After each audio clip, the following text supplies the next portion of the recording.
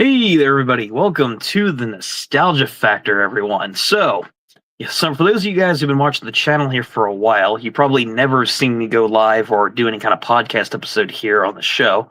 Well, first of all, to everyone who watches this on YouTube or watches this live, thank you very much for joining in as always. Today, guys, I wanted to try something new. Rather than doing the typical reviews and collection videos that I normally would, I decided for this time around to actually do a live podcast episode. So I have a guest who'll be joining me, Dennis from Rulebooks Anonymous. You guys might recognize him from his cameo appearance in an old review that I did. But essentially, that's the dynamic that we're going to be working with here today. So, yeah, we're going to be taking a look at Kingdom Hearts: A Rechain of Memories.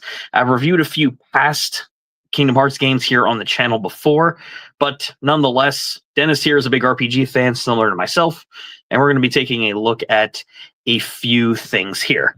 I'm using StreamYard for the first time here in a while, so that should be good, and I believe we should have Dennis with us here. There he is. Hello, all. The myth, the legend, Dennis from Rulebooks Anonymous. Welcome to the show, my man. How's it going? Not too bad. This is the first time I've actually done a live podcast recording here on the Nostalgia Factor, so this is actually pretty exciting to have you on here at the show. Oh, cool. So, yeah. So this is actually pretty nice. So, guys, once again, for those of you guys who've been watching the channel here for a while, once again, I probably haven't done one of these live podcast recordings here ever. But to keep it simple, we're recording this through StreamYard. This is a popular site that's been in effect for several years. This is a site that allows us to record podcast episodes, in this case, and then automatically uploads it to YouTube for those of you guys who missed the live stream. So, guys, for this little podcast episode, the first one I've done here on the show, me and my buddy Dennis here, who you might recognize from his cameo appearance in I think it was the Mario Party DS review. I believe it was. I want to say yes. Yeah. I think that was the last collaboration that I had you here on the podcast for.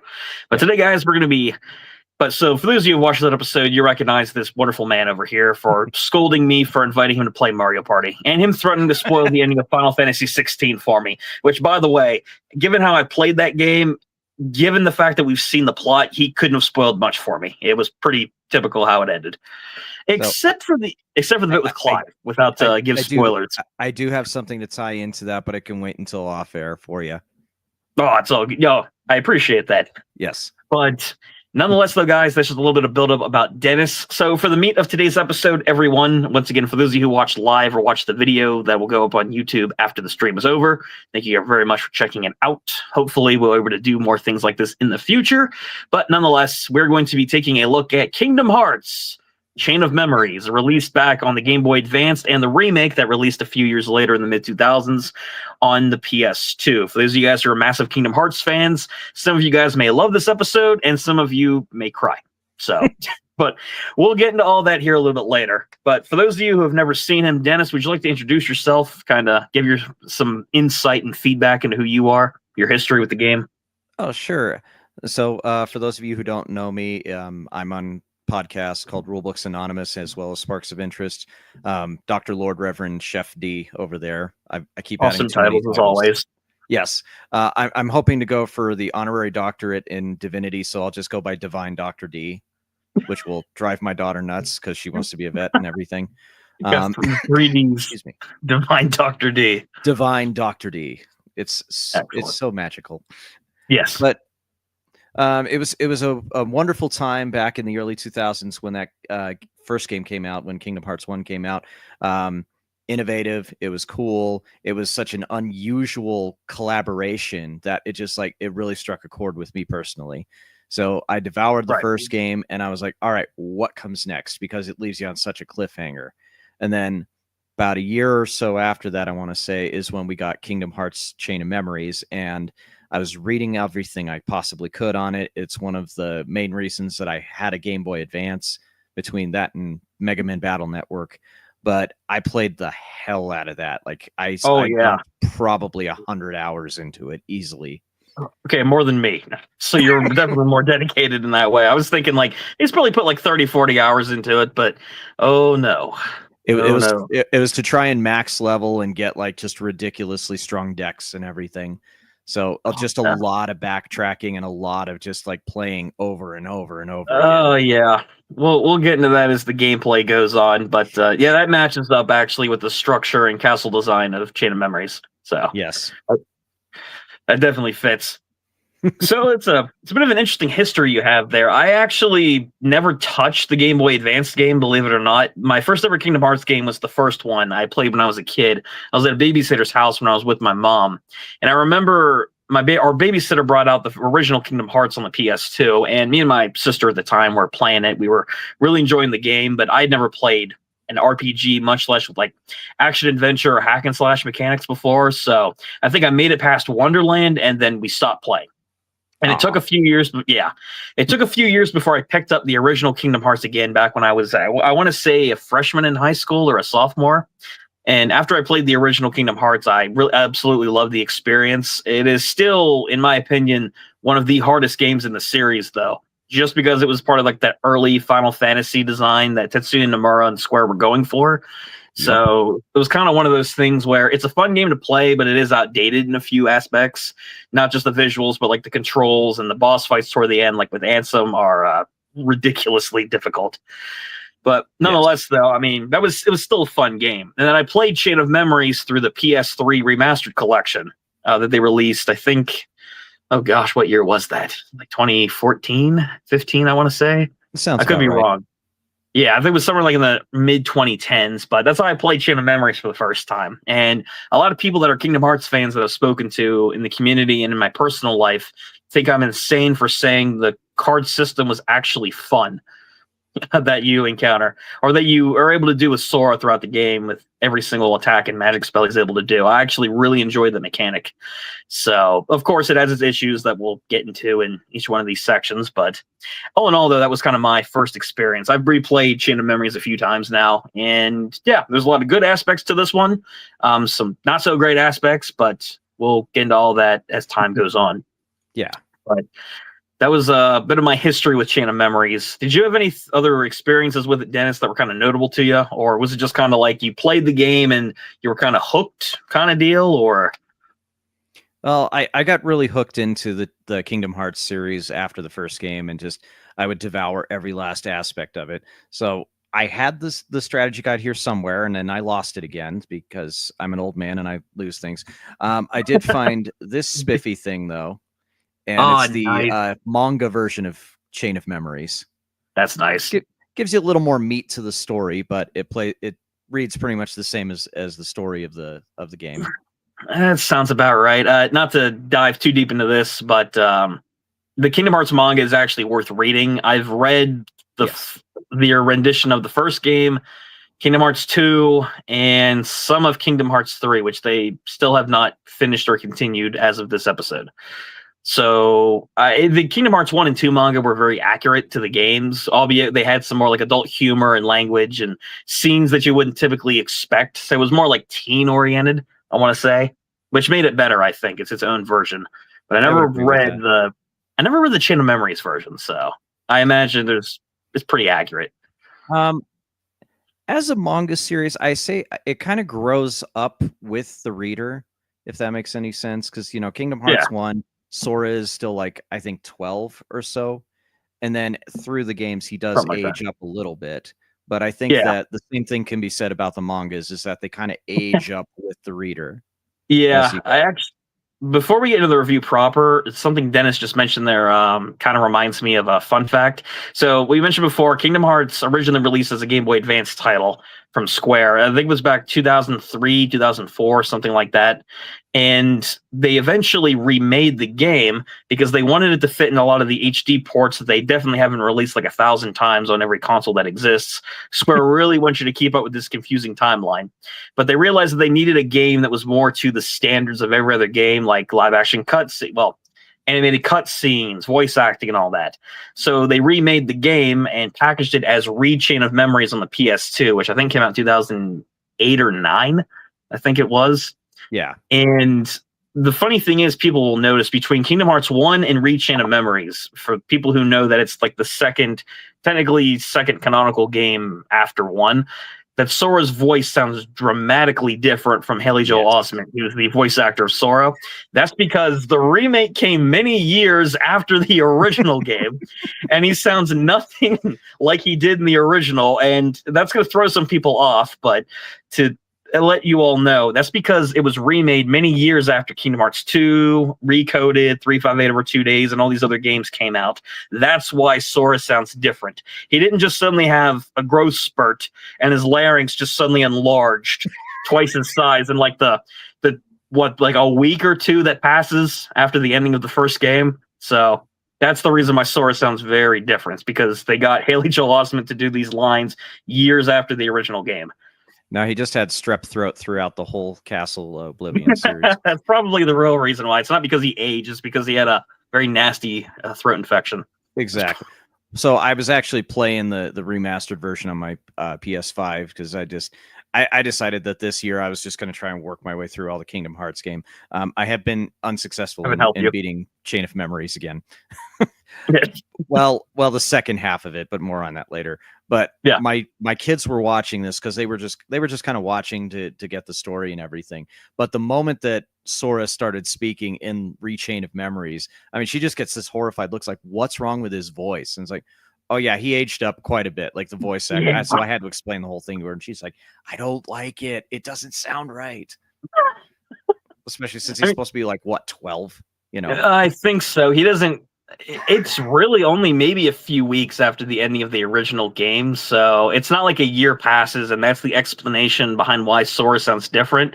It makes more sense from KH1 to KH2, because due to the events of this game we'll talk about, there's a year gap that happens. So it makes sense why Sora would sound different because he's older. But when you're going in context of the series, where it's like 2 weeks later, Sora suddenly goes from sounding like a 12-year-old to a 30-year-old pumping your gas at Shell or whatever gas station's local to you. It's a very big drop-off. So, and I never thought about that when I was a kid, or when I was back in grade school anyway. I never thought about the voice difference. But now that I'm older and I've experienced more RPGs and more familiar with voice acting, I'm like, what did they do to Sora?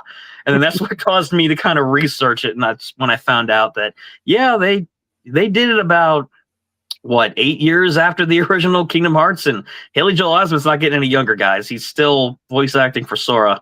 His voice has definitely changed. So, well, and even in the Game Boy Advance version, it still had young Sora's voice when he's doing like ha kind of things. I mean, there was very limited voice acting in that. Well, and they did some amazing work with having some of the CGI cutscenes, but they were limited by the cartridge size and what the Game Boy Advance could do. Absolutely. And I think that's a good segue to actually start breaking down what I break down into 5 essential components of a video game, which you could argue for any one of them. But when it comes to an RPG series like Final Fantasy, Kingdom Hearts, or any one of them, you can break it down into story, the characters, how the game looks, how the game sounds with the music, and then, of course, the gameplay, which Chain of Memories or Chain of Memories has drastically different gameplay from the rest of the series, which we'll talk about here. But I figured to keep it concise, we'll go through each one of these 5 sections, give our respective thoughts on it. And boy, oh boy, do I have some thoughts on this game. I was thinking about this a lot more, knowing that I was doing this episode with Dennis. So I had to kind of compile my opinions, because my opinions on certain aspects of Chain of Memories have changed over the years. I do think overall it is a good game, but there's a reason why this one isn't highly regarded when you ask fans what their top 3 or top 4 favorite Kingdom Hearts games are. This one is definitely better than 358 Over 2 Days, I promise. The gameplay in that game still haunts me to this day. So, I still can't get over that Quetzalcoatl fight toward the end of the game. That was horrible in Neverland. I still remember that fight. Gosh damn. But yeah, that's for a different time. We're talking about Chain of Memories today. So to get us started, let us delve into the story of Chain of Memories. Dennis, do you want to start us off on what you think about the plot that they're telling as Sora, Donald, and Goofy delve deeper into Castle Oblivion? No one knows what's going on. Absolutely not. Okay, that's a good segue. Well, that's basically all of Kingdom Hearts. Is like, what the heck is going on? But this game especially. Yeah. Well, even with the remaster, it is evident that this was made for something that was just meant to be taken into shorter bites. You're not Yeah. necessarily going to be binging hours upon hours on the couch playing this game. I mean, you might, but originally the way that it was structured is you're playing on your Game Boy. You just need little snippets of history of story to get you going, and that's played primarily through uh, the beginning and end of a floor, where you get the major plot points, and then you get the floor plot points within certain rooms in the floor itself. And that could range from what's happening in Neverland, what's happening in Wonderland, and all these other different places. Right. Essentially, you're replaying through all of the worlds of Kingdom Hearts 1. They had a couple of new things, but I mean, they got to holster some of the new stuff for the other games when they have more Yeah. horsepower. I think It did outside of introduce some more villains in terms of the organization, and those guys just became a thorn in everyone's side after gosh, this I hate game. Larkson. Shoot. Oh, now that Yeah. she's got a voice actor, because when I first started playing this new version was this year, and I don't know what it is, but the voice actress did such a good job that I really just do not like her. I didn't like her in the Game Boy Advance version, but I No. really don't like her in this version. Yeah, that's And it is definitely an interesting aspect when it comes to the plot, because like Dennis said, Rechain of Memories is organized. A lot of people call this game Kingdom Hearts Rehash, and the reason for that is because you go back through every single floor that you travel. Sordon and Goofy are lured by a cloaked man to a place known as Castle Oblivion. This guy you don't know at the time, and this game's been out for a long time, so spoilers, I guess. But the man in charge is a guy known as Marluxia. He's part of this big organization known as Organization 13. His job, as he's in charge of Castle Oblivion, is to lure Sora, Donald, and Goofy into the castle, and he uses a young girl named Naminé, who turns out to be the nobody of Kairi, one of Sora's childhood friends, to erase Sora, Donald, and Goofy's memories in order to make them pawns so he can take over the rest of the organization. But to do so, he has to erase their memories. So he gives them a deck of cards, and apparently they lose all their abilities as well as their spells and everything as soon as they walk in. So that's this game's excuse of having them all go back to point zero, or whatever you want to call it. Basically, they're starting from the beginning again. Yeah. So as they're descending this castle, trying to figure out what's going on, each world that they visit is a world recreated from the original Kingdom Hearts, and they're losing their memories more and more as they climb the castle. As Marluxia says, defined is to lose, and to lose is defined. You're going to lose your memories the more you go, but you might find something important to you you've forgotten in the process. And I'm here to tell you guys that, boy, oh boy, the floors get old after a while. So, to be blunt, the story structure of this game alone, it definitely drags. The biggest problem with it, I do like the initial setup. Most of the organization members I actually enjoyed. Axel is a favorite of mine. Marluxia is a pretty compelling villain. Vexen's fine for what he is. He's kind of there to fill in more of a role for Riku's story that we'll talk about here as well. But Larksin, she definitely isn't a highlight for me either in the game, as we kind of teased before. She's not one of the better characters introduced for the plot. She doesn't really do a ton other than just manipulate Sora to further climb up the stairs of Castle Oblivion.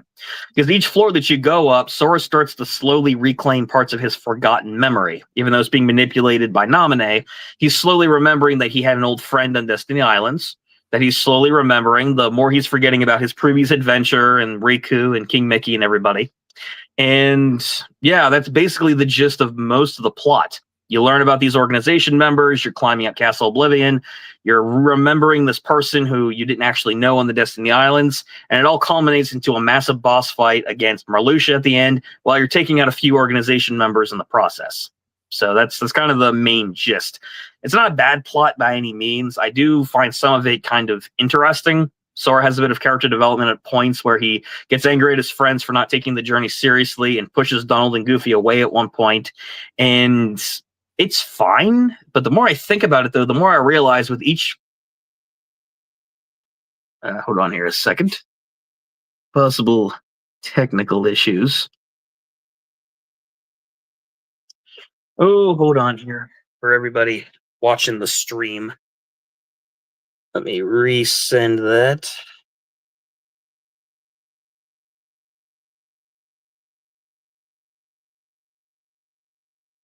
What's going on here?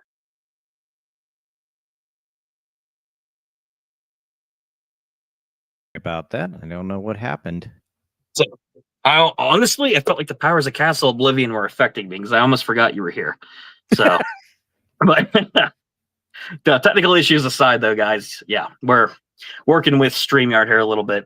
But I do think to pick up where I left off, yeah, it's honestly the plot overall is solid. There's some character development for Sora here and there, but honestly, most of it's just climbing Castle Oblivion more and more, and not a ton happens in between a lot of these floors.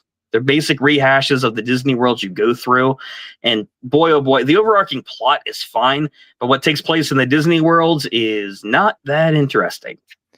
It is quite boring. I will say that thanks to all the voice acting in the new version, I now know that Marluxia's name is actually pronounced that way instead of Marluxia, like I had originally thought. Yeah, that's a good point. Yeah, it's just really hard to, because I mean, the original Game Boy version, it was just text and everything. Yeah. In terms of the story, it's, again, like I said, it's meant to be digested into smaller bites and not necessarily like a big slog like you would with a normal console RPG. It does serve to set up plot points for future installments and even set up threads that I don't think they even touched on until like Kingdom Hearts 3 or even like the ill-fated Missing Link or whatever the other one was for the Rest in peace. We've already forgotten about it. Yeah. Dark Road, that kind of stuff. But I mean, like, yeah, it did set up some stuff for that. You know, they all could have used a splash of color. Because I mean, just, you know, basic black. Very boring. Well, I guess when they pull the hoods off and just reveal their identities, you get that, you know, splash of color with everyone's hair.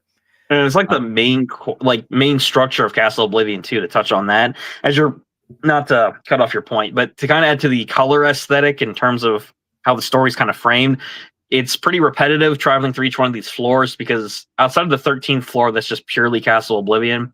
Outside of the worlds that you physically visit, you're in these corridors with these giant doors in front of them. Every single corridor you visit is rinse and repeat the same white, washed out structure to match Castle Oblivion. So it's like, yeah, it kind of adds to the whole repetition aspect in the cutscenes. I think that also is meant to be another plot point. It's like there's not a whole lot that you're going to remember from here, and just it's like a representation of just like losing your memories because there's nothing there. Yeah, hence Oblivion. Yeah, your memories are going to oblivion, just like my thoughts on the gameplay of this game after a while. But but yeah, I mean, the overarching story, in my mind, for Sora's campaign isn't bad. This is clearly a setup from Kingdom Hearts 1 to 2, because at the very end of the game, outside of any notable characters when we get to that section, the plot ends off with Sora, as you would expect, defeating Marluxia. But because of all the memories that he lost, because Naminé was forced to manipulate with them, Sora, Donald, and Goofy have to sleep in these tanks or pods in order to recover their memories, which would take about a year, coincidentally leading up until Kingdom Hearts 2. Which that's the reason why Sora's in the pod at the beginning of the game. But with that plot point at the very end, I don't know if you feel the same way, Dennis. A lot of people in the community have the opinion that reaching memories, despite the fact they tease it in later games, Sora really doesn't need to remember anything from this journey. The only real lasting effect that it has, outside of any possible character growth or the introduction of Naminé or Axel or the organization in general, is that it bridges the gap between KH1 and 2. Honestly, it feels like it was just a way for the developers to buy themselves time. Yeah. And that was also when Squeenix was going through experimental phases with certain things, so hence the weird system with the game. Y'all remember Dirge of Cerberus? I hope I don't. But I could not get past the first level. I was so bad at that game. Unfortunately beat it, so I'm still disappointed. But that's here nor there for this episode. I don't want to remember that right now. But okay. Yeah. But yeah, I agree with you there too. It's basically they wanted to create a game and experiment with the card system that we'll touch upon later, and they wanted something to say, we have a new Kingdom Hearts game out, riding off the success of the original. So, well, we're still working on Kingdom Hearts 2 for the next 3 years. Let's release this game. It'll tide people over, and then we'll go from there. I mean, I kind of see that argument as well. Because honestly, guys, if you're planning on replaying Chain of Memories, I'm not saying you can't enjoy the story, because there's some unique moments here and there too. And for Sora's campaign, at least, he doesn't really get a ton of character growth because he forgets everything by the end. But the plot is fine. I enjoy the interaction with the organization members. The stories told inside the Disney worlds, however, are very basic, and that's most of the story content here. Outside of anything that happens on the main floors or the confrontations with the organization members, the actual stories inside each one of these Disney World recreations are basic rehashes from the original game, but they're all tied to the theme of memory.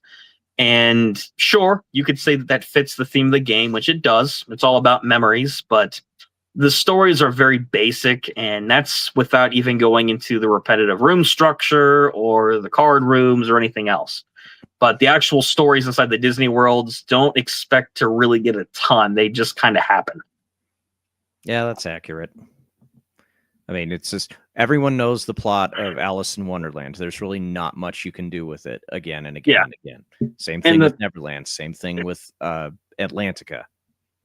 And the problem is, like in the case of Rechain of Memories, by the time that that game came out, you've already visited these worlds numerous times because you already had 358 over 2 days, KH1, KH2, and Recoded wasn't that far off either, which again reused Agrabah, Olympus Coliseum, Wonderland, a bunch of different worlds that it reused.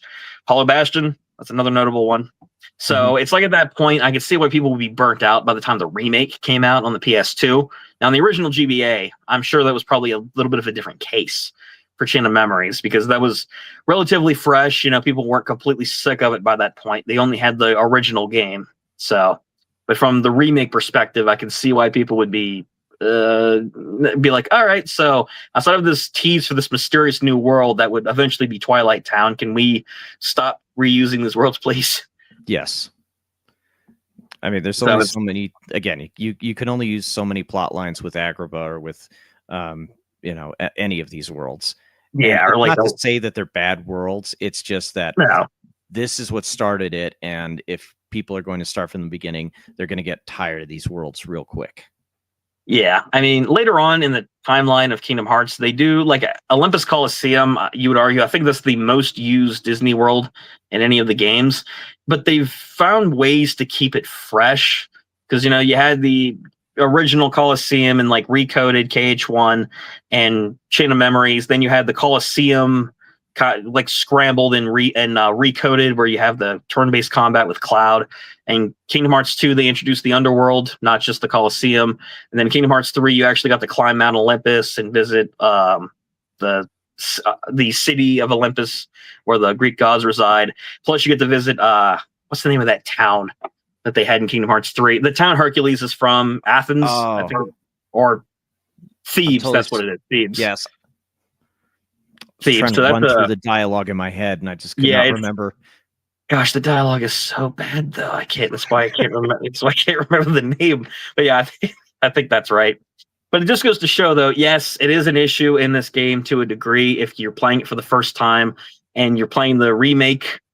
If you're going chronologically, but it's not bad world selection either. I mean, they're like Dennis said near the beginning. They're saving their big guns at that point for later entries in the series. Yes. Which makes a lot of sense. I mean, overall, as far as I'm concerned with the plot, that's really the gist of it. I mean, there's not really a ton of spoilers to give because, well, Sora definitely isn't going to remember it for one, so it's not really going to matter. But in general, though, it's a fine plot. It works well for the Kingdom Hearts series, introduces new villains, has a great bridge between KH1 and 2, some good character development for Sora, and as far as Sora stuff's concerned, I think it's fine. It works. Yeah, it's okay. I mean, gameplay wise and all of that good stuff. I mean, Sora's isn't a bad one. The second half of the game, it's when you get to that part with the story, it turns it tends to drag a bit. It does. I mean, that concerns Riku. Yeah, because there's two halves to this game's story, and Riku's campaign. It's basically after the events of the original Kingdom Hearts, Riku wakes up in Castle Oblivion, guided by a mysterious force, and while he's climbing from the basement to the top. Sora, he's going in the opposite direction of Sora, pretty much. He's climbing 13 floors. He's facing his own demons from the original Kingdom Hearts 1. Mickey's there to guide him and help work his way through the darkness. He's fighting off the remnants of Ansem from the original game, which is the last boss fight of his story. And throughout most of the worlds, nobody else appears because Riku shunned them and turned them away in the first game when he turned evil. This is basically Riku's redemption story. He embraces the road to dawn, embracing both light and darkness, eventually takes out the remnants of Ansem deep within Castle Oblivion, and trusts Sora's safety to Naminé while he gets his memories rebuilt, and teams up with King Mickey and a mysterious new character known as Diz, and he continues to walk his own path while embracing the light and darkness in order to figure out a way to wake Sora up. That's a general synopsis on what happens with Riku. It's not as detailed as Sora's. I do think Riku in this game is the main protagonist, I would say, between the two, because Riku definitely gets more character development out of this than Sora does. I would agree with that. Well, and in terms of his story, the only story bits you get are in between the floors. You get nothing of the Disney worlds when you're going through. Yeah, that's true. I mean, you still get some of the same boss fights, but that's about it. You do get different organization members that you fight with Riku. I would argue that Riku's side of the game is probably hard mode. If you were to, I mean, if you were in terms of like a New Game Plus kind of deal, because it is a bit harder in terms of what he has to accomplish, instead of Sora. And that's a fair point too, actually, because Riku from the original game is definitely going through, like I said, a redemption arc of sorts, which is probably the main point of Rechain's plot that lasts throughout the rest of the series, because this is where it really starts. Riku meeting all these organization members, he's learning how to control the darkness within him, and it sets up a lot of things for Kingdom Hearts 2. Riku's redemption, it sets up the wearing of the black cloaks, which you'll see in later entries. It introduces Diz, who shows up. He's actually Ansem the Wise, but that's not really relevant until Kingdom Hearts 2.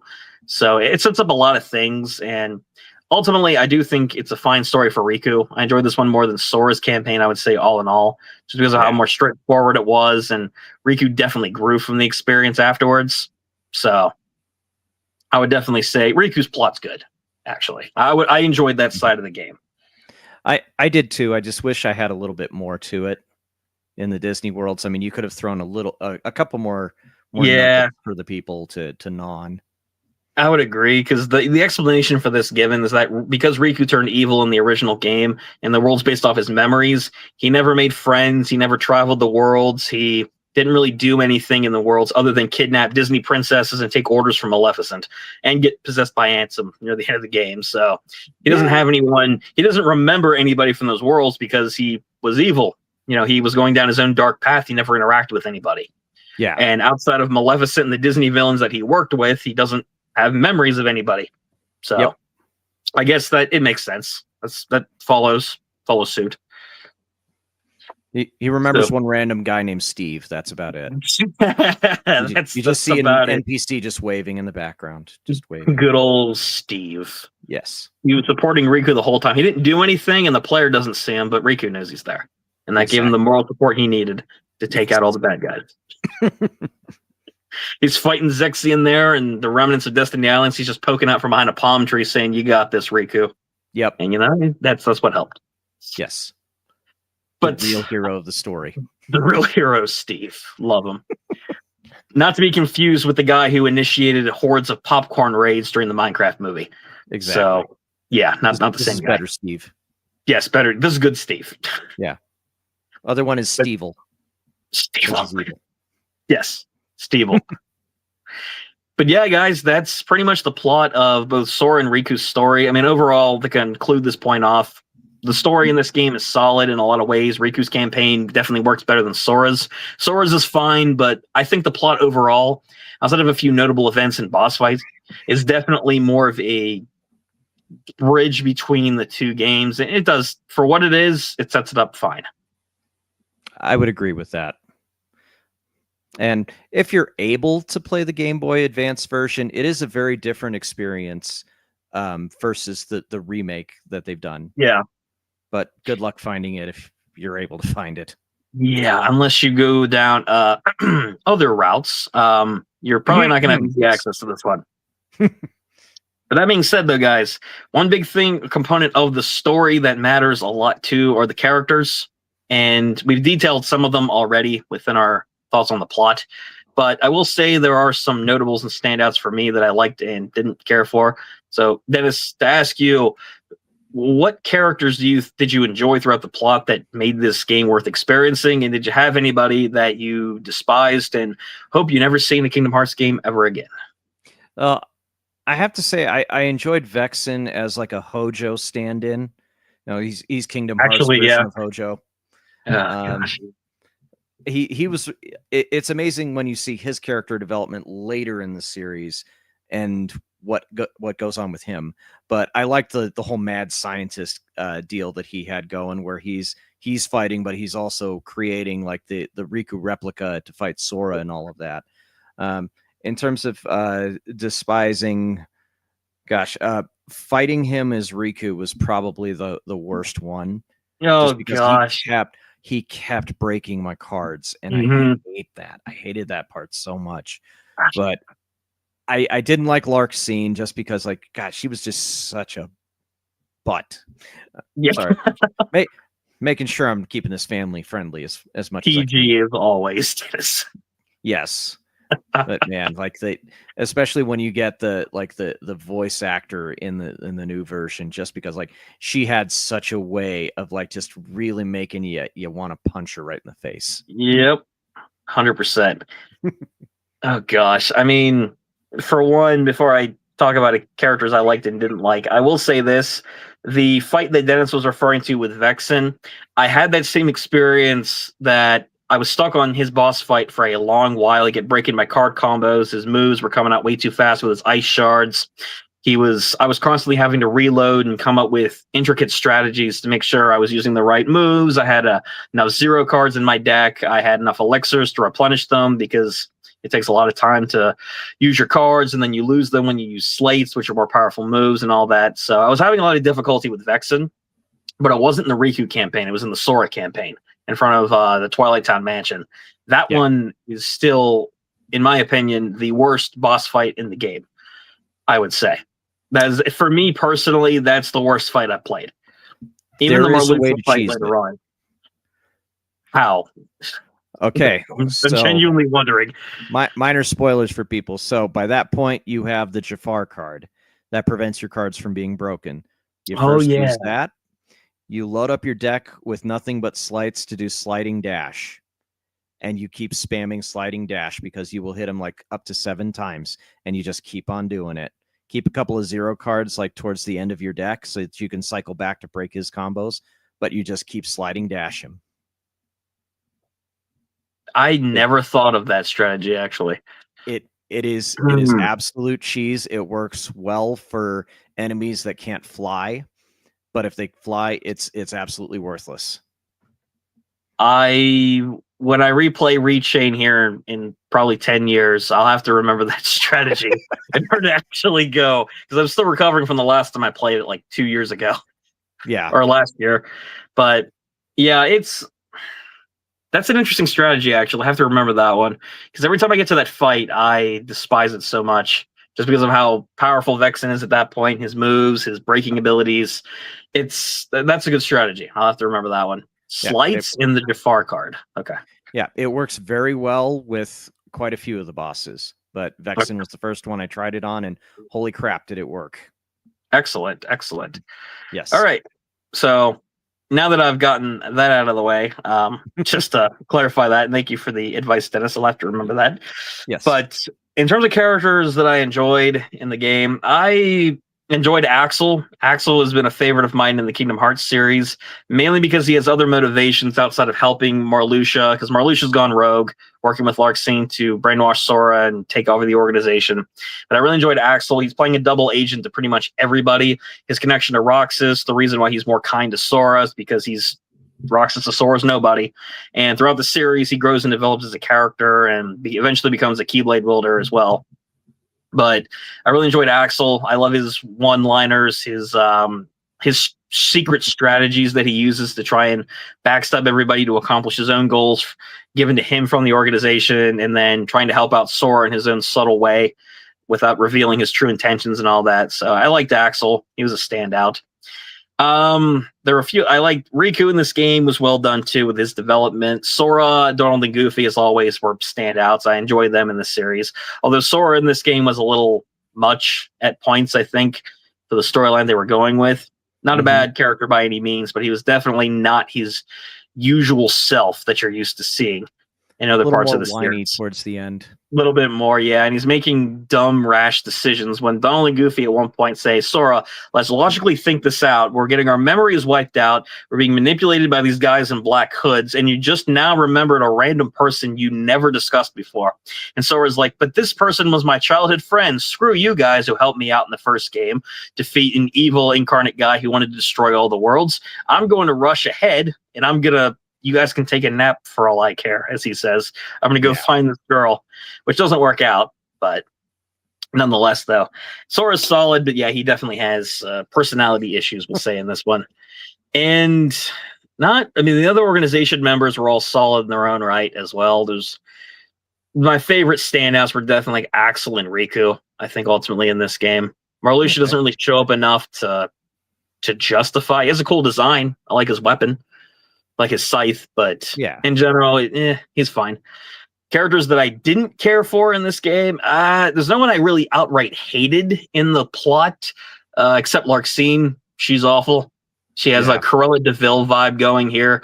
All she does is she cackles constantly, laughs about how dumb Sora is and how easily manipulated he is, and she just toys with him the entire time. And it's so satisfying when you eventually destroy her at the very end.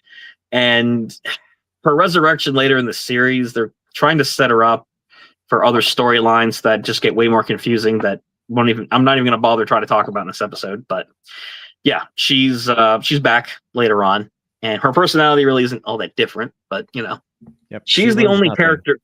Yeah, I would say she's the only character I didn't like in the plot. She didn't really add anything necessarily, and that's really it. I mean, another notable character for me was the Riku replica. I mean, it's a definitely unique idea, further manipulating Sora with who he thinks is Riku, but it's just an experiment done by Vexen. Yeah. And the replica or the clone definitely has some development, mainly in Riku's campaign and the ending of Sora's, but he was fine, ultimately, I mean, everyone forgot about him until Kingdom Hearts 3, and then nobody knew. It's like, who's this guy who's showing up in the Keyblade graveyard to force out the evil Riku from Kingdom Hearts 1 and then make a replica available to save Naminé? Like, who the heck is that? So, this goes to show how many people remembered Chain of Memories. Well, what's great, though, is that it looks like that Riku is also the same age that he was in Chain of Memories versus, Riku that's grown up a little bit since... the events of that game, which is true. That's a nice little detail, at least. Yeah, but I mean, that's really all I have on the characters. Honestly, I liked most of them outside of the ones I highlighted. The only character I despised or hated was Larxene. She's not very good. Yes, accurate. Yeah. Anything else you want to add on the characters, Dennis, before we proceed? No, I think we're good. I think we've said it all. Excelente, because outside of the characters, guys, one thing that'll be a lot easier to discuss with the third section here is how these games look. This might sound like a controversial opinion I'm going to have comparing the original GBA version and the PS2 version, but I'm just going to say it. While the remake looks good, it looks very similar to how KH1 and 2 did with the 3D models, the environments in Castle Oblivion, despite how blocky and basic they look, and the Disney World replications on each one of the floors. The game does look good for what it is. I like the pixel art on the GBA more for the original Chain of Memories. It's incredibly detailed. The pixel art looks fantastic. The moves, the attack animations, the fact they were able to pull off such amazing visuals with character models, conversations, everything on the GBA, plus those compressed cutscenes they made, it looks much more impressive to me than the PS2 remake. I agree with that. I prefer the Game Boy Advance version if I can play that. Yeah. Just again, like even when you're doing slights and everything, the movement that they managed with the GBA is incredible. It's standard issue for the most part when it comes to a PlayStation 2 or above kind of game. But what they accomplished on the Game Boy Advance was really significant. Absolutely. Honestly, I mean, it's more impressive by comparison, I think, because when you look at certain games on the Game Boy Advance, compare them to even the PS2 or 3, the fact that they were able to pull off certain tech or certain visuals given the basic tech that they had on a handheld really does say a lot. It's incredibly impressive. Oh, yes. So I really very much like what they did with that. And I mean, the visuals in general, I don't really have a ton to add on that aspect of it because the pixel art in the GBA version looks great.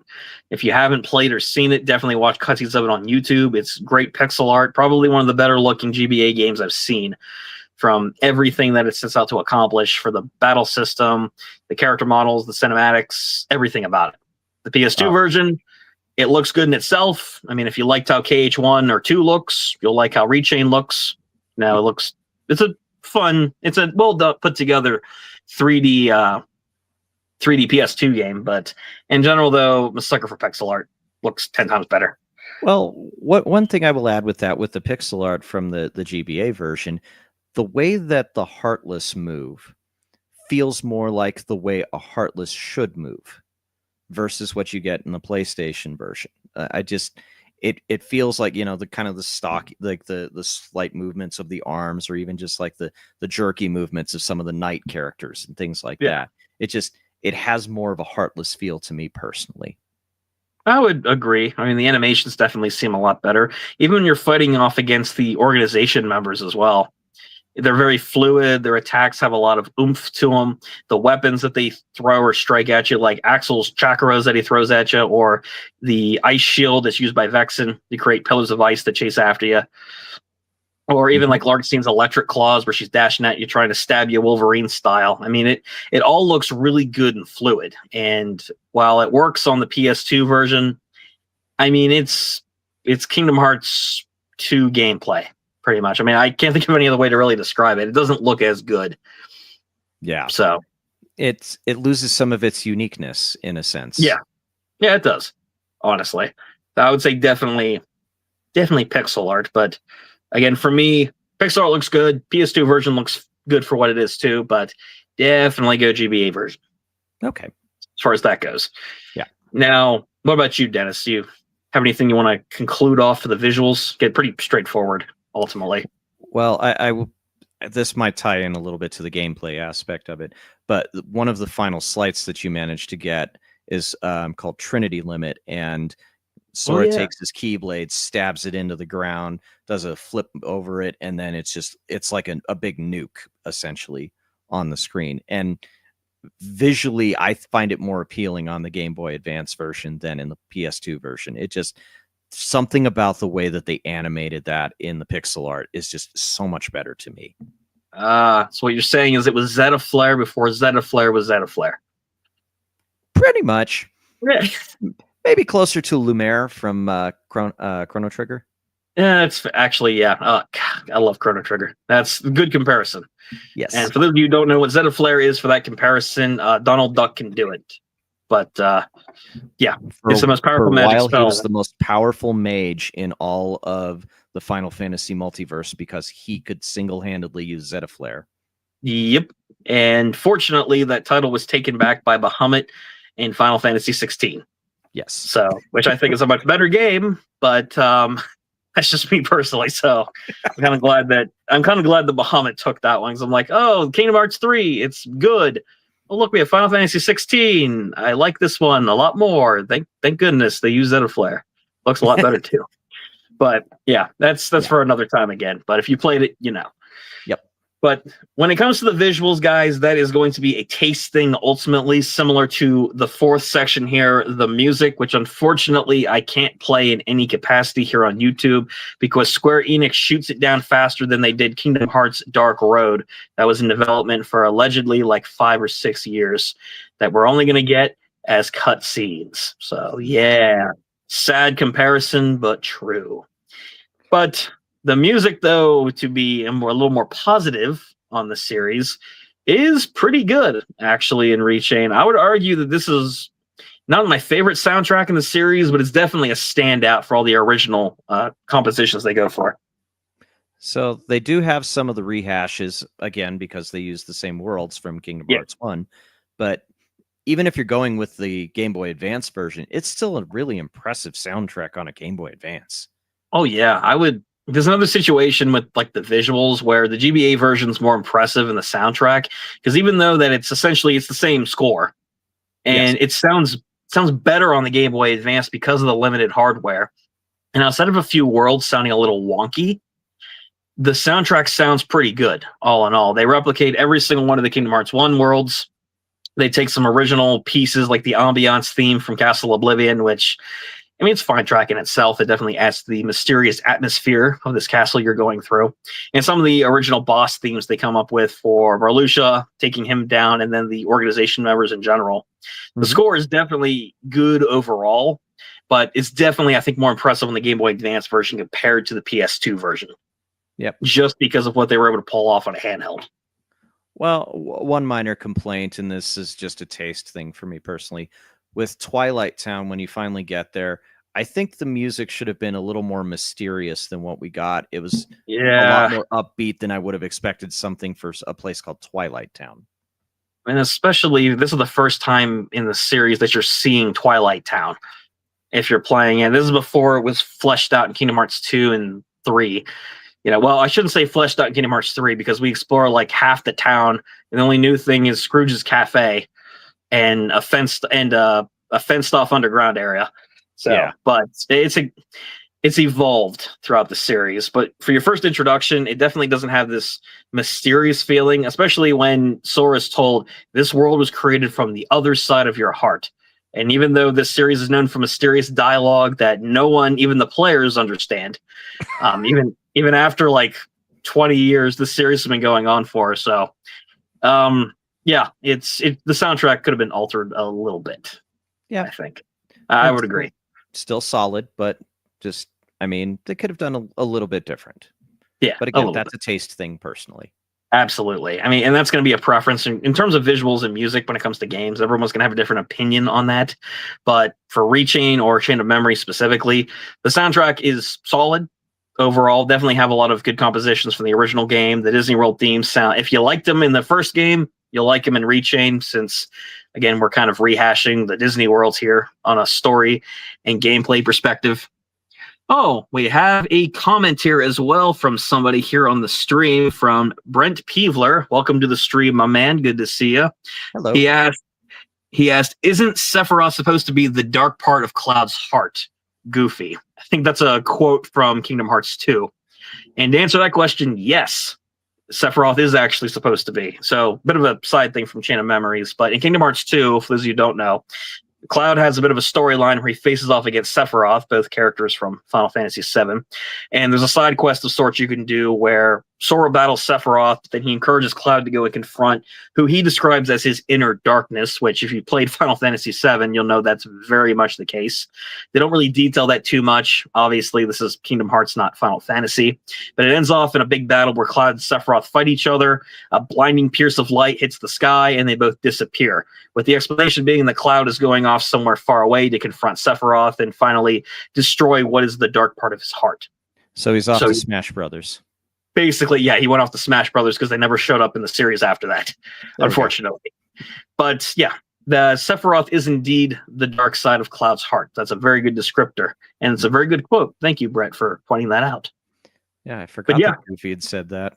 Honestly, yeah, I did too, because I really wanted that storyline to continue after Kingdom Hearts 2 happened, and unfortunately, we never really got that afterwards, which is what really sucks. I mean, they did in the Kingdom Hearts 3 DLC, they introduced the Twilight Town crew, Aerith, Yuffie, Sid, Squall, a bunch of characters from the first few Kingdom Hearts games.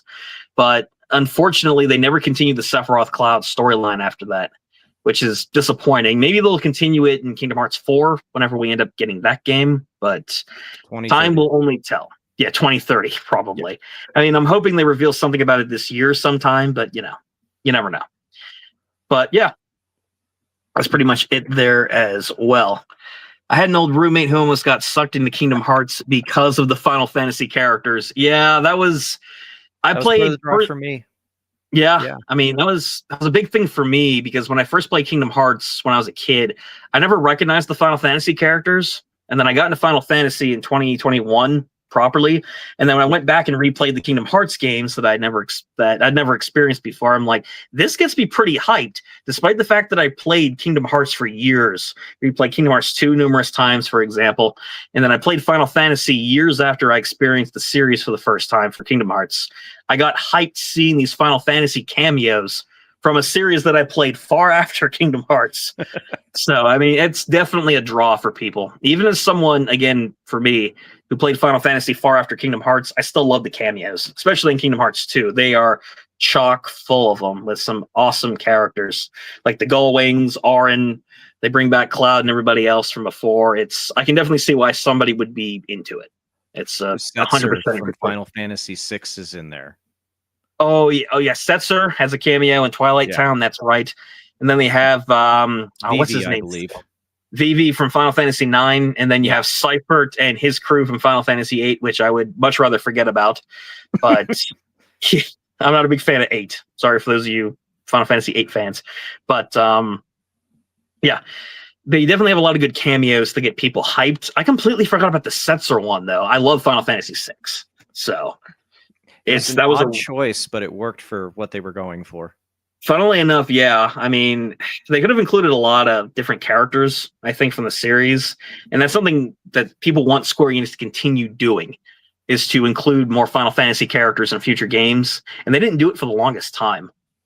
Dream Drop Distance, they never did it, so I'm not mad. Final Fantasy VIII sucks. Yeah, it does. Okay.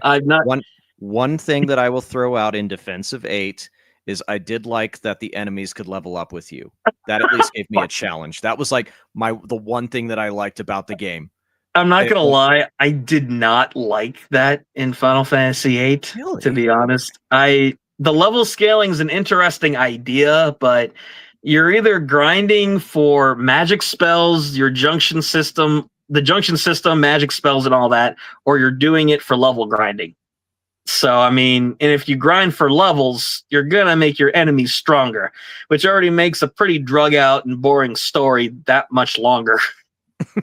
So, I don't know. I mean, I can't completely crap on 8. I do. The visuals are nice. The soundtrack's good. And there's some good characters like Laguna, but the bulk of the game isn't very good. Not a huge Final Fantasy VIII fan. Sorry, everybody. But yeah, that's just my personal take. If you love 8, that's great. But yeah, in general, though, yes. But thank you for the comment, Brett. I agree. Final Fantasy VIII isn't the best one. But nonetheless, though, yeah, the music of Chain of Memories is very impressive overall. I really do like Chain of Memories soundtrack. And yeah, it's pretty solid overall. Yeah, nothing really more to say on that. There you go. Now, something more divisive to kind of talk about here that has torn the Kingdom Hearts community apart for the last several years has been the gameplay. And that's something that is very different. Yeah, this is going to be an interesting one. Probably the most in-depth part. I would argue even more than the story, funnily enough. Because the gameplay, if you play Kingdom Hearts, you're used to your turn-based combat of sorts. You have your open movement, hack and slash gameplay with minor RPG elements like leveling up, using items, equipping weapons and all that. But when it comes to the actual combat in Chain of Memories, that is going to be extremely different. We are talking card-based gameplay. So, Dennis, do you like the gameplay in Chain of Memories? Now, I'm going to tie back into 8 because I really hope that somebody has made a meme of this showing Castle Oblivion with the Final Fantasy VIII. The random rule has spread to this region. That'd be impressive. That would screw so many strategies up. So many strategies. Oh, gosh. I'm kind of torn on this because I prefer it on the Game Boy Advance. I feel like it was a little bit easier for me on the Game Boy Advance versus on my PlayStation 5. Because you've got your deck of cards. The difference between Sora's side and Riku's side, Riku has a fixed deck. So you're SOL if you love using a certain kind of strategy. You have to change your gameplay for every single floor because it's a brand new deck every single floor. And there's no changing it. There's no adding. There's no subtracting. You're just stuck with it. Sora's, the way that the leveling system works in there is that you can increase the amount of cards that you have through, I think it was CP, and then card points. That's right. excuse me. And then you can add more cards. You can have more powerful cards because you've increased the limit that you can have within your deck. You're not going to be able to automatically just add all cards of like a 9 value or a 0 value. Those being, it's like an aces kind of thing where it's like the most powerful and most vulnerable at the same time. Organizing your deck is also important in terms of like slights. For example, I had some of my slights at the end of my deck so that I could just quickly shuffle over to them without having to just like, oh, I need that card, I need that card, I need that card. And then I can pull off my slight only to have it broken by Vexen. Yeah, that's a very disappointing thing in this game. I mean, holy crap. And the way that I play is I primarily just go in, balls to the wall with my Keyblade, swinging like a madman. Hardly ever have magic spells or summons in there unless I'm using a particular slight or I need healing, and that's about it. Throw in a few item cards to get my stuff back, but I mean, thank goodness. Side note, thank goodness Donald really isn't in charge of healing you in this game because of the card combat. So that's one positive, I think, to the card combat. Unlike every other Kingdom Hearts game, he isn't fully in charge of healing you, thankfully. Yeah.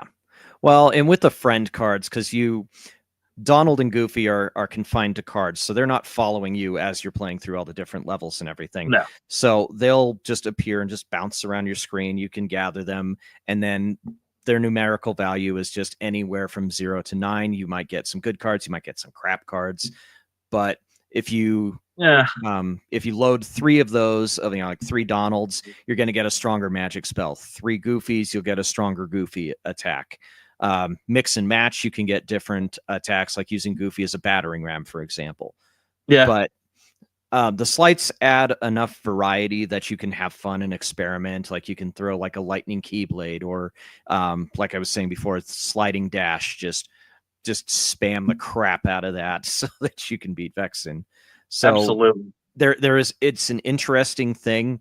It's just that in order to get that really awesome deck that you want requires a lot of leveling and backtracking through the different worlds and making new rooms and fighting just the same Heartless over and over again. It can get really repetitive. Yeah, and unfortunately, that's how, outside of the main card gameplay, that's how I could describe Chain of Memories gameplay is definitely repetitive. The card combat in general, I was one of those, I told Dennis this before, I was one of these insane people when I first played Chain of Memories because of the sheer strategy. I really enjoyed the card gameplay.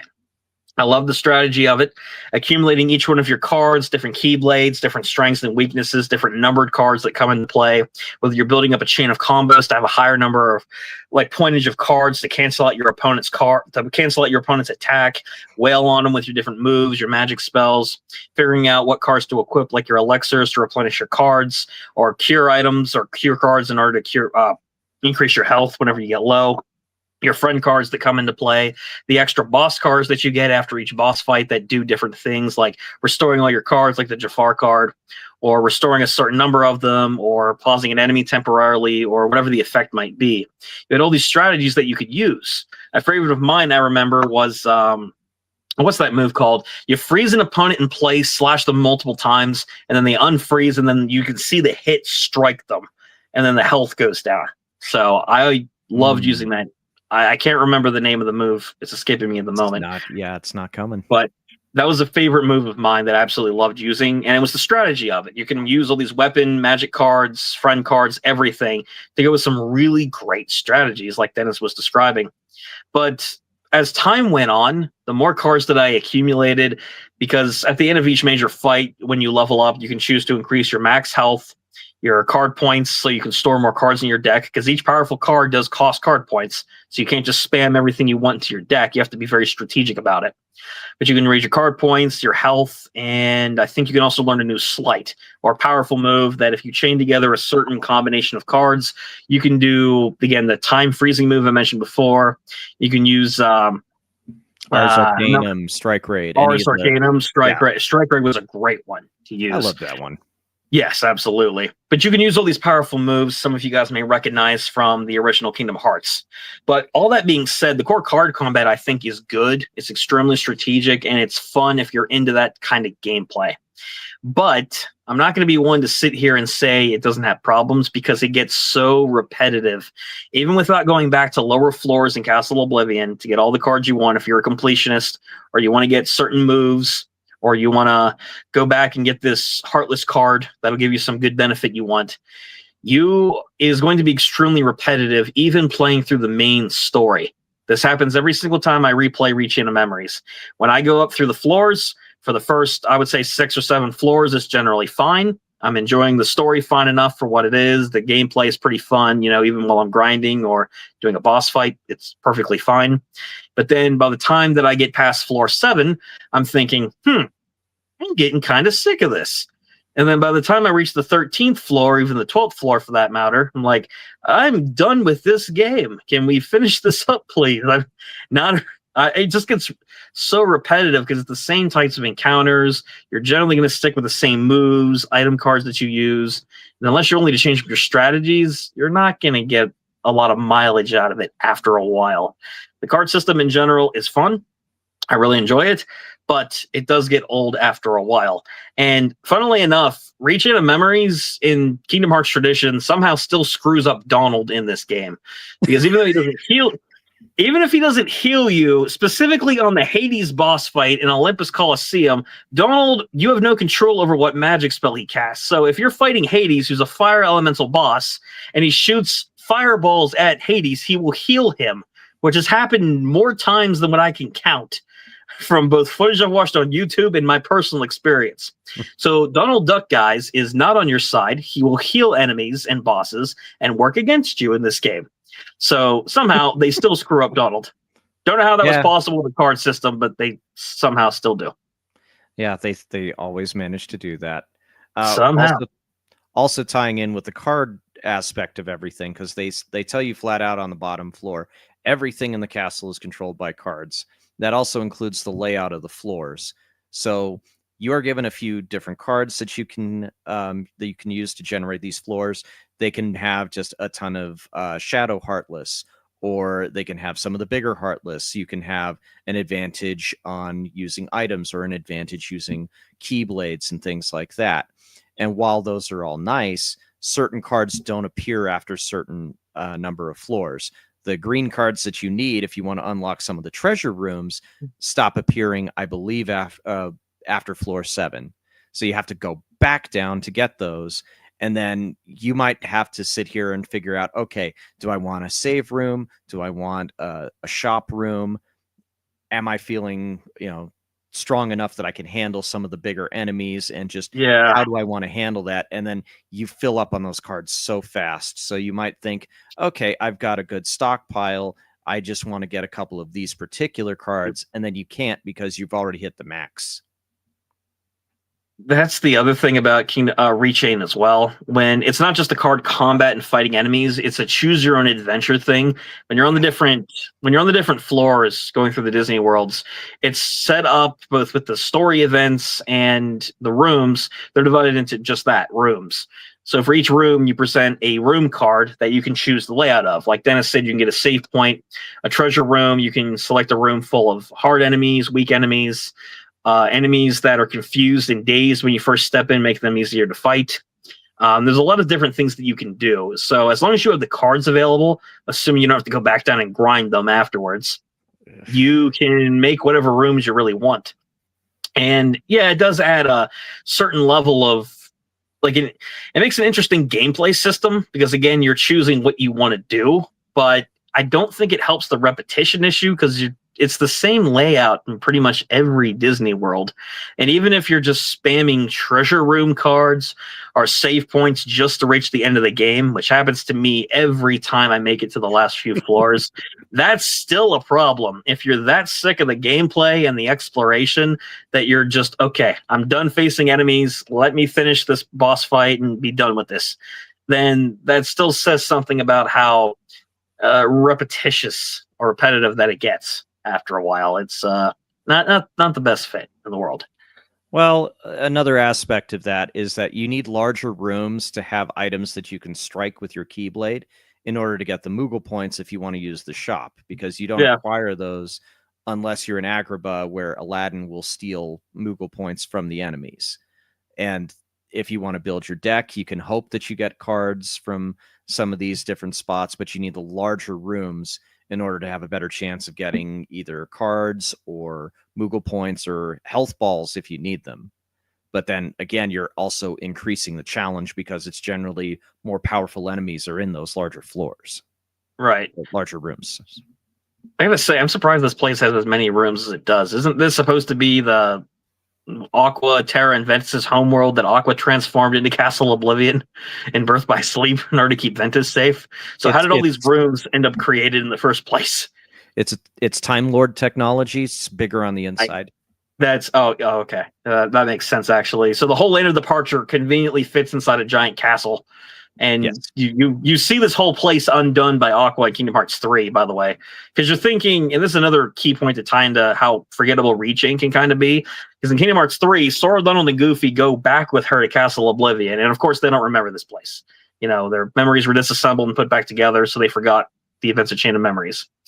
So they ended up standing outside of the entire place, and you're thinking, oh, they have the old iconic Castle Oblivion theme playing. This is going to be great. They're going to maybe, they've been referencing this game for a while. Maybe they're going to do something with it. Nope. Aqua completely retransforms the entirety of Castle Oblivion back to the Land of Departure in order to wake up Ventus. So it's kind of one of these deals. Yeah, a little bit. They built it up, and they're like, oh, okay, I guess this was just some random white castle that just transformed into a world out of nowhere. So, okay, I guess we'll roll with it. But yeah, that's that's really the bulk of it, though. I would say. This is a side note on that one. In terms of the gameplay overall, the card combat for Sora is pretty straightforward and it's fun. It definitely gets old after a while. In addition to the issues Dennis talked about with like having to go back and farm cards to get past certain doors, or if you want to be a completionist. And as far as Riku's campaign goes, Riku, like Dennis said, has a set number of cards. So the customization that you were used to with Sora is out the window. Riku has a certain number of cards that he uses, and you can't change at all. And Riku does have some unique aspects. He has access to a mode called Dark Mode. After you encounter Lexius and defeat him, Riku gains access to this move thanks to Ansem. And he's able to transform at different points in boss fights into his dark form from the original game. It makes him more powerful. He's faster. He can shoot lasers and all these unique moves.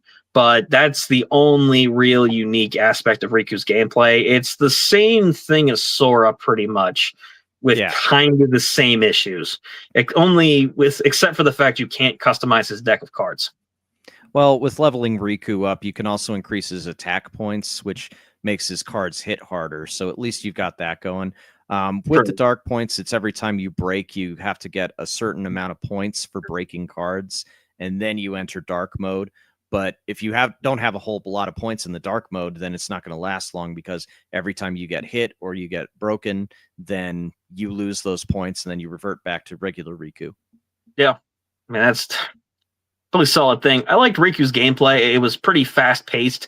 Kind of saved me the trouble after slogging through the last few floors of Sora's campaign that we already had a deck of cards set up that we could use to just attack and plow through enemies, because Riku's pretty fast. He's powerful. And it was easier to go through his campaign story-wise. So that to me was probably the biggest aspect of it. I enjoyed Riku's gameplay because of the setup was already there, and it was enjoyable still to a degree, but I mean, yeah, it was just kind of solid, I would say, overall, outside of those customization features. I still think that if you're going to play this game, try to play the Game Boy Advance version. Yeah, absolutely. I think it really shines as a portable than as a PS2 remake. I would definitely agree with that too. Between the two versions on a gameplay level, at the very least, the Game Boy Advance version, the original, is definitely better than the PS2 version, mainly because you're not just for the gameplay we've talked about, but the fact that when you're fighting enemies in the arena format or you're fighting off against bosses, you're still able to stay in a locked arena where you have complete view over everything that's going on. In the PS2 version, because it's 3D, you have a roaming arena whether it's one enclosed area or not, you can easily lose track of bosses and enemies that you face off against. So I think for the GBA version improvements alone, if you're going to play Chain of Memories, definitely stick with the Game Boy Advance version compared to the PS2 version. Yeah, so just so much easier to see everything. Absolutely. That's just another great benefit in general. But, I mean, yeah, I think that for the most part covers the bulk of kind of what I think about the gameplay at the very least. Solid card combat, all in all, it's definitely going to be a taste preference. I think that the strategy of the cards is nice. The combat's very smooth and fluid. It works well with your strategies of setting up each room through the Disney World floors that you travel through. And it's overall a very interesting idea. I don't think it's the best Kingdom Hearts gameplay innovation in the series. Honestly, compared to Dream Drop Distance, I like that game's combat a lot more. But yeah, the card gameplay is very good, all in all, despite how repetitive it gets and the backtracking being an issue.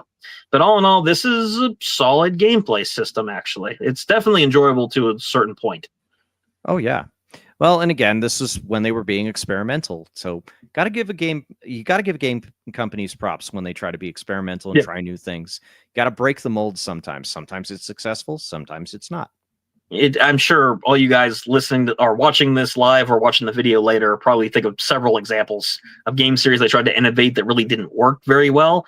But in this case, it's a pretty solid attempt, all in all. I would definitely say this is as far as Square Enix goes in experimenting with any one of their game series, Kingdom Hearts especially, this is definitely a unique idea. I know they haven't brought the car system back for years, in fact, but it is still an enjoyable one. Yeah. I would say so. I think overall a solid game. Again, it was designed for a handheld. So you got to take that into account whenever you're looking at any of these factors. Absolutely. And all in all, guys, I think that really does lead off to kind of conclude and wrap up thoughts on Chain of Memories and Rechain of Memories. I mean, we spent over an hour talking about it, so we definitely detailed a lot of aspects about this game. So I think we should go into overall thoughts on Chain of Memories to kind of close this podcast stream out. Dennis, if you had to wrap up your thoughts and conclusions on Chain of Memories, what would you say to kind of sum up your thoughts? Well, I've repeated it enough with the Game Boy Advance version, but I think that it's a solid entry into the series. It does introduce enough elements to keep you hooked into the series itself, just because it just sends out a lot of threads out there that they pull on later, even if Sora doesn't remember. Yeah, but I appreciate what Squeenix did with their experimental phase with trying to come up with different things with that, with how they wanted to develop the plot of the games going forward. I think that they had this idea of just being a simplistic story for the most part, but then they decided our audience is smart enough that we could do something a little more complex. They went just into the deep end with that, and no one understands the plot, though. But unfortunately, with later entries, yes. Yeah. But I mean, you can see the start of where they're like, where they respect the audience enough to give you something a little heavier than what you got in the previous game. And I appreciate that concern that they had for the players. Yeah. I think that's a good way to kind of wrap up thoughts on Chain of Memories. In general, this, in terms of the Kingdom Hearts series, is a very solid video game in general. The game visually looks very impressive with the pixel art on the Game Boy Advance. The 3D remake on the PS2 definitely looks solid as well. If you enjoyed the visuals of Kingdom Hearts 1 and 2, the soundtrack, like any other Kingdom Hearts game, is very, very impressive. I really do love the scores in this game. Yoko Shimomura, she is probably one of the better video game composers you'll come across. She's done a lot of work for the Kingdom Hearts series, the Mario and Luigi series, Super Mario RPG. She's done a lot of really good tracks for many different video games. So the soundtrack all in all is solid. The story, while it's not the most relevant plot in the Kingdom Hearts series, definitely carries a lot of weight for Riku and his character development, and it bridges the gap for Sora, Donald, and Goofy in between Kingdom Hearts 1 and 2, as well as introducing the iconic villains, the organization, and Naminé, who's an important character in later games for the story. So I do think the story, despite the fact it's not as relevant nowadays, is still solid and very important to the early part of the series. And in terms of the gameplay, honestly, it's going to come down to preference. A lot of people aren't going to like the card gameplay, and that's fine. It's a very respectable opinion to have because the Kingdom Hearts series has never really attempted it ever since. But for what it's worth, if you've played the game before, or if you're a newcomer, definitely check out the card system. It's worth experimenting with. It's very fun to customize your card decks, to use your strategies with the different attack moves, spells, and every other card combo that they give you in the game to experiment with, take out bosses and enemies. The exploration throughout Castle Oblivion can get old after a while as you reach the upper floors, but it allows you the freedom of choice to decide on what rooms you want to create. And all in all, makes for a very unique gameplay experience that, despite the backtracking and repetition issues in combat, is still good overall and a very solid aspect, making for what I consider all in all to be, well, not a bad game by any means, but not the best game by any, or the best game in the series. This is a good game all in all. I can definitely say that much. Okay. And I think that pretty much kind of wraps up Rechain and Chain of Memories. What I will say is definitely check out the Game Boy Advance version, I would say, as well, over the PS2 version. Check out the PS2 version if you want a cheaper and more accessible way to play the game, because unfortunately the GBA version has never been ported to any other console or system. So unless you come up with a gray area way to play it or acquire a Game Boy Advance cartridge, you're going to have to kind of go with what you have.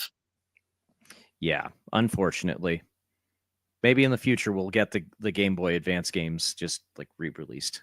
Maybe. I mean, they've done it with several other series in the past, like Castlevania, for example, which is one of my personal favorite game series. But who knows? They've done it with certain series recently that have been considered dead. Maybe they'll do it with Kingdom Hearts Chain of Memories on the GBA one day. Yep. But that is going to wrap it up for this episode, guys. First of all, before we get into concluding remarks and everything else, I want to say thank you guys very much. For those of you who have watched the stream, popped in and out, checked it out, it's very much appreciated. I know I've never really done a live stream podcast on the channel here before, inviting guests on, reviewing games or anything like that. Mainly been the videos, started branching out into shorts content as well as continuing the reviews and everything. But I love and appreciate the community that we built here surrounding retro gaming and gaming nostalgia. It's awesome to have everybody here who's part of the channel, and I'm hoping to continue not only doing great videos in the future, but also kind of improving and diversifying content, like doing more podcasts like this here on the show. Whether you caught it live or you're watching the video version on YouTube, thank you guys very much for the support as always. I love having you guys interact with the content and just seeing all you fantastic people here in the community. So to everyone who watched the stream, thank you very much. I appreciate interacting with some of you guys throughout this episode, and it's all in all an extremely fun time. So look forward to more videos and whatnot in the future as well. And yeah, and hopefully I'll have more great guests like Dennis here on. So Dennis, to conclude this episode, you have anything you want to plug, anything you want to say to conclude thoughts? If you guys are interested in board games, card games, video games, mind games, not so much, pop culture, be sure to check out Rulebooks Anonymous. We're on pretty much everywhere that you have access to podcasts. It's been a little inconsistent just because I've been going through some health stuff in terms of me editing everything. But new episodes should be out pretty soon where we talk a little bit about Star Trek.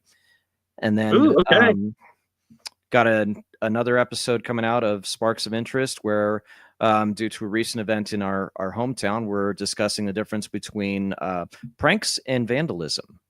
So there's a fine line there. Yeah, there is definitely. Oh yeah, seen a few things in my personal life over the years that kind of borderline what is considered to be like a senior prank or what is just straight up destruction of property.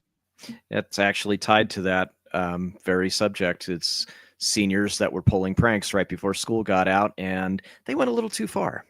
Yeah, that happened to me back in high school with some guys who were about ready to graduate, and they pulled a pretty massive prank, destroying an entire room in a chem lab. And yeah, it didn't end that well. So it sounds like a very enticing episode. I'm sure some people can relate to from their own personal lives. So definitely be sure to check out that episode, guys, on Sparks of Interest, and check out Dennis on Rulebooks Anonymous.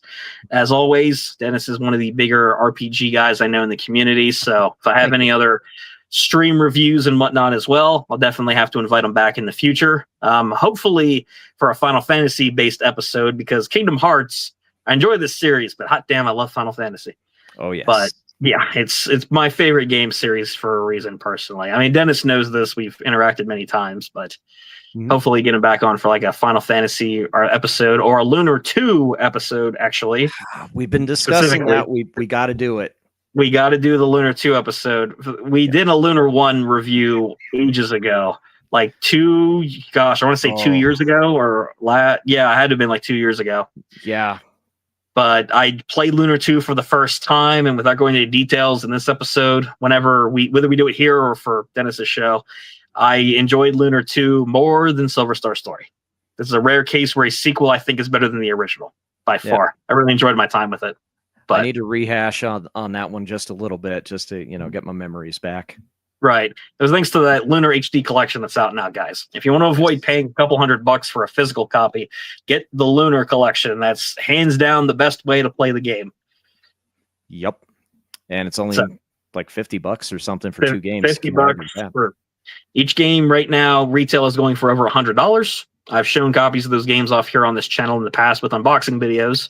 So, but yeah, definitely get the Lunar Remaster collection. Yeah, it's the best bang for your buck, and you're getting some quality RPGs as well.